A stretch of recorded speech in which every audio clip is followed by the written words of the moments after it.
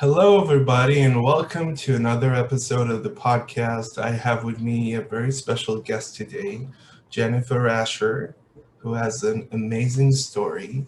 She is an author. Her book is coming soon, and I will talk to her about her story. So, how are you doing, Jennifer? I'm doing great. How are you? I'm fine. It is so lovely to be talking with you because you have such an amazing story to tell. And I think it's best to come from the source itself. So, can you tell me your story and why it is important for people to know? And then we'll talk about other things that are important. The story that I wrote about in my book, it is a memoir, and it's about how I found my daughter through adoption. She's my first child. I talk about my miscarriages, as well as my adoption journey. Um, I was in a hurry. I said I want to get to my child as quickly as I can, and I was bound and determined that I was going to make this adoption happen faster than anyone in history. Um, Yeah. And in the meantime, kind of everything that could go wrong went wrong. I got sent to Vietnam, which is where we had decided we wanted to adopt from. And I got there, and just you can't even imagine the crazy things that happened while I was there. Um, but I learned through the journey and through writing the book, that the things that happened to me had to happen, and they had to slow me down. And I learned again through doing this that I needed to pay attention when things weren't going wrong. Maybe it was because they weren't supposed to be happening that way, and maybe I needed to be looking in a different direction. Um, I worked as an adoption consultant for several years, and I would tell my story to families as they were waiting for their child, and I would hope that it could provide them some comfort and some inspiration to know that even though it's kind of an arduous process and you don't always know when things are going to happen, that their child is out there and they just need to wait for their child to find them. Um, and my family's found it extremely inspirational and really hopeful for them. So they encouraged me to publish this story. It took several years for me to do. It was a little bit too close emotionally. And then last year, it had been enough time. And through the pandemic, I really wanted to find a way to help people. So I decided to bring this story to the public, and and that's what I'm doing. And it will be published and for sale in December of this year. Yes. I'm waiting in anticipation. So I think we should start from the top, shall we say, if you don't mind, Okay. to start talking about the story itself, to delve into the nitty-gritty details, shall we say, of the story. So, how did this journey, this crazy journey, first start? When was the first domino to fall, shall we say? Well, I start my book. I had a hard time deciding exactly kind of where to start. I started it by talking about that I never wanted children. I never planned to have children. And Oh, I had a bit of a midlife crisis. It was not exactly midlife, I hope. But I was 29, and a girlfriend of mine was turning 30. And I went to her on her birthday, and I brought her a gift, and I said, "Ha, you have to be 30." And she looked at me and yeah. said, "You're going to be 30 next year." And I said, "Wait, stop. What?" That's what comes after 29?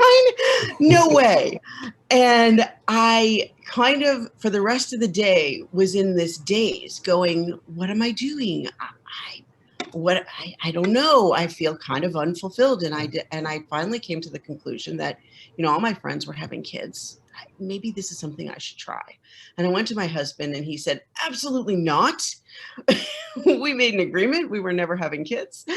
And I spent the next year kind of convincing him. I'm And leaving you. I'm leaving you. I'm taking the house and the kids. Oh, we don't have kids.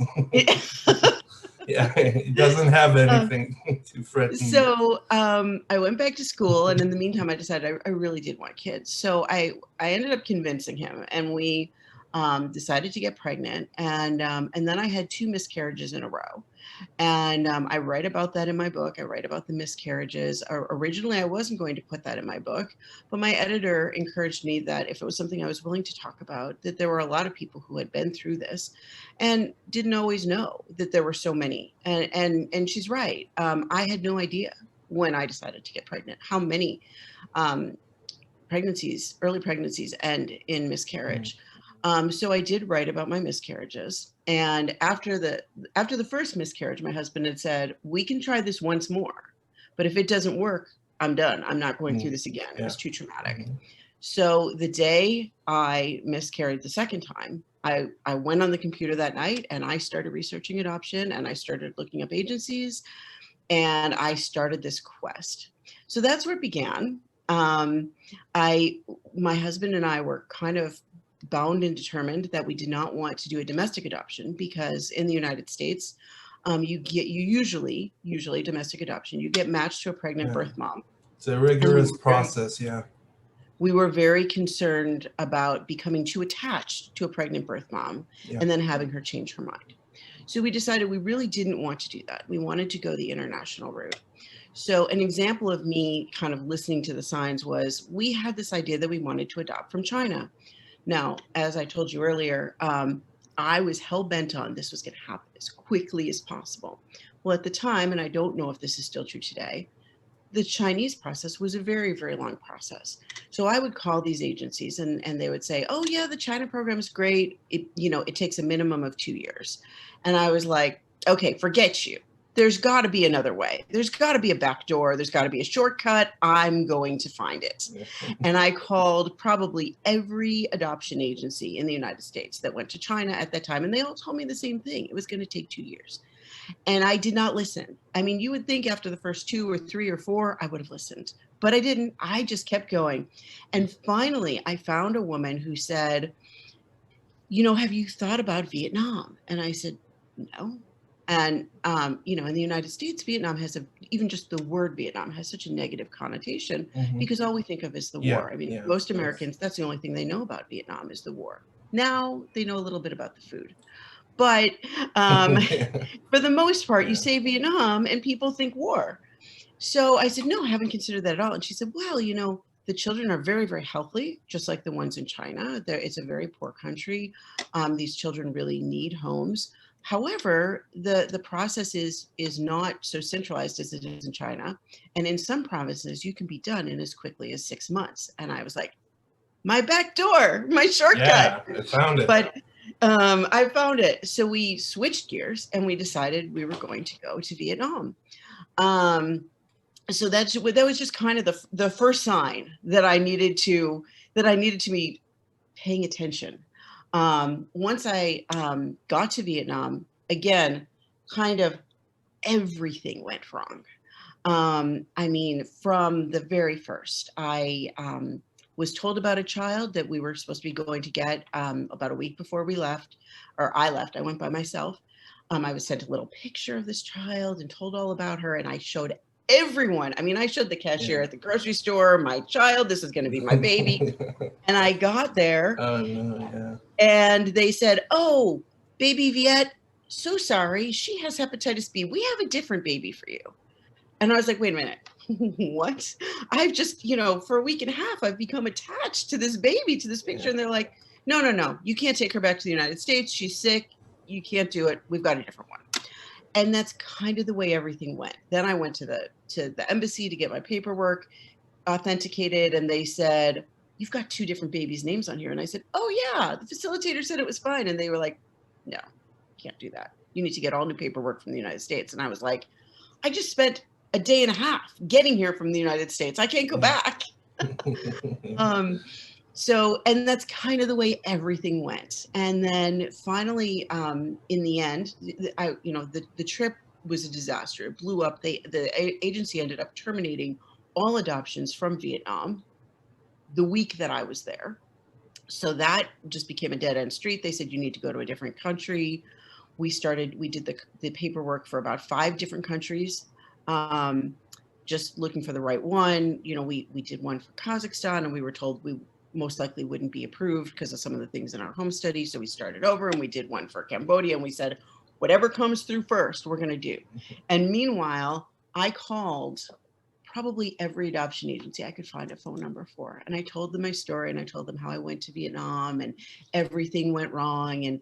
And they all, and, even if they had domestic programs, I said, do you ever get babies that are already born, that are not matched with pregnant birth mothers? And they all told me, almost never. It just really doesn't happen.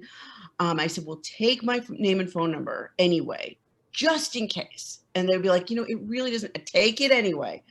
Well, in the Yes. end, we had a Vietnamese couple had driven through Oklahoma and given birth to this baby, and they hadn't made an adoption plan. And they called one of the agencies that I had talked to a few weeks earlier, and they happened to not have any children or any families in their bank willing to take a Vietnamese child. So they remembered me.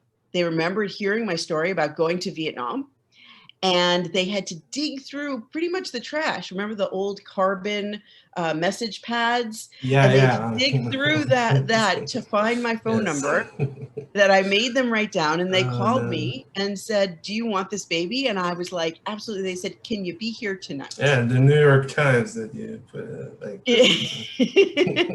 And I was like, what? Tonight? Are you kidding? And that's how we found our child. And it was just a crazy story, and the details in it.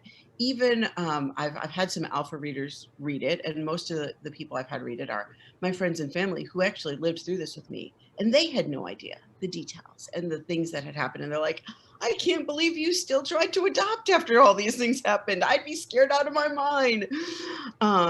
And it was just a crazy story, but it was a fabulous one, because I ended up with the most incredible child who was very much 100% meant to be ours. I mean, there's no two ways about it. This was meant to be my child. And that's pretty much the story in the book. Writing it has been, I think, almost as much of a journey for me as living through it. Just kind of recognizing the places where I was so hard-headed, and how I transformed through the story and kind of learned to kind of roll with it a little bit more by the end. Yeah, that is wonderful, and it is a very inspirational and motivating story to any would-be moms who can't conceive naturally.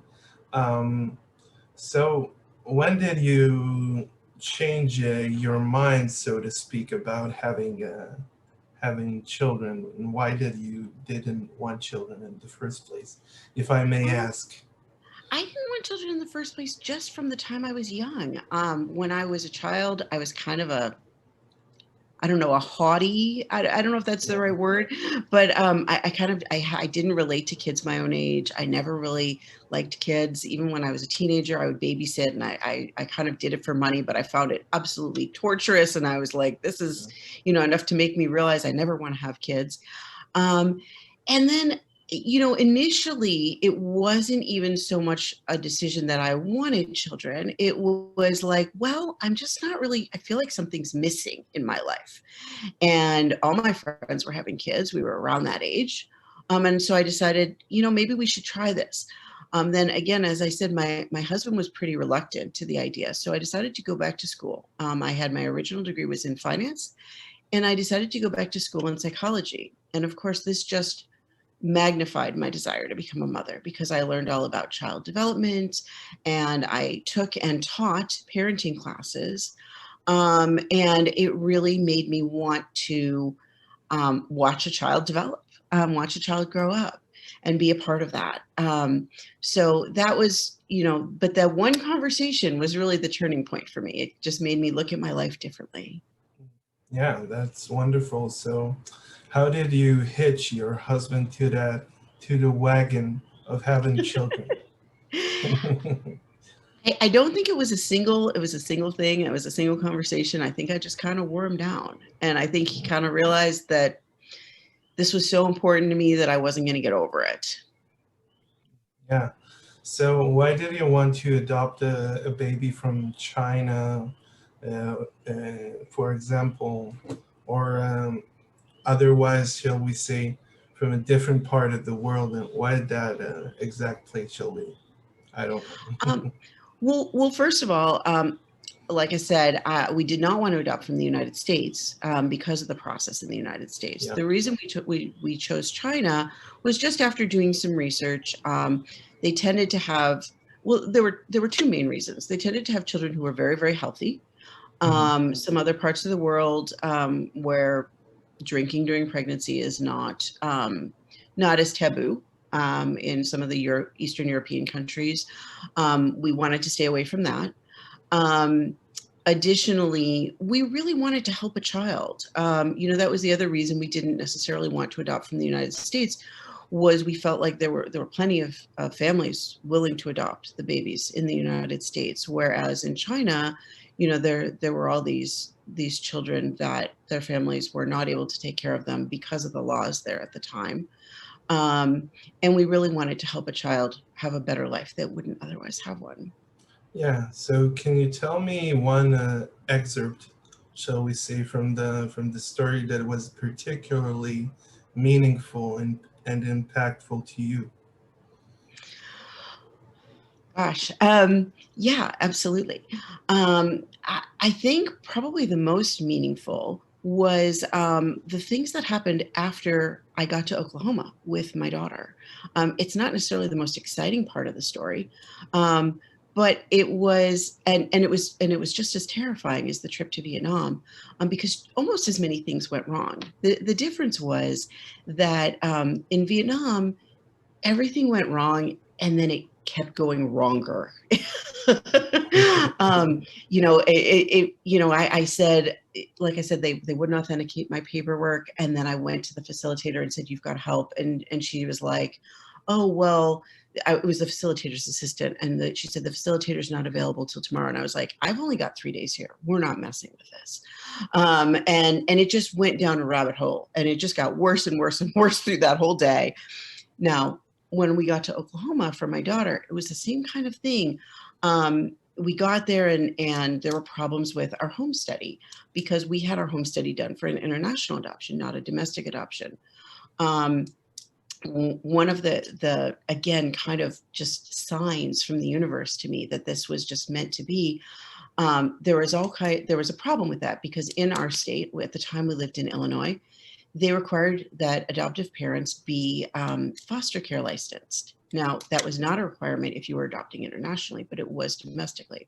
So we called our home study agency and we said we need an addendum to our home study so that we can adopt domestically. And they said, "Well, you're going to have to go through the whole foster care license process. And that takes several months." And I was like, "No, no, no, you don't understand. We've got this child now." And they said, "Well, there's nothing we can do." And I called a friend and I said, "Do you have any suggestions? What do we do?" And she said, "Try calling your state legislature." And I was like, "Really? Okay."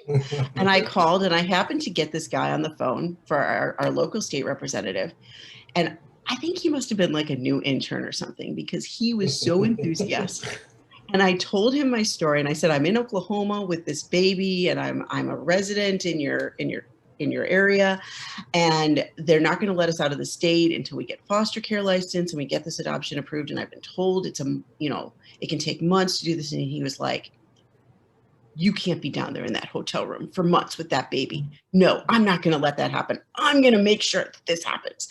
And before the next morning, he got us assigned to the head of the approval department in foster care. And that morning, I talked to this woman. She said, "I don't know what you did to get me. I don't even normally take families, but I've been told to get you through as quickly as I can." And she said, "As soon as you get your fingerprints to me, I will get you approved." And what was normally a multi-month process, we got pushed through in like 3 or 4 days. So it was that kind of contrast between how in Vietnam there was a problem and everything went downhill, and in Oklahoma, when I kind of listened and just went with the flow and did what I was supposed to do, there was a problem, but we just fixed it. It just disappeared. Um, and so that was probably the most meaningful to me. Yeah, thank you so much for this lovely excerpt, shall we say.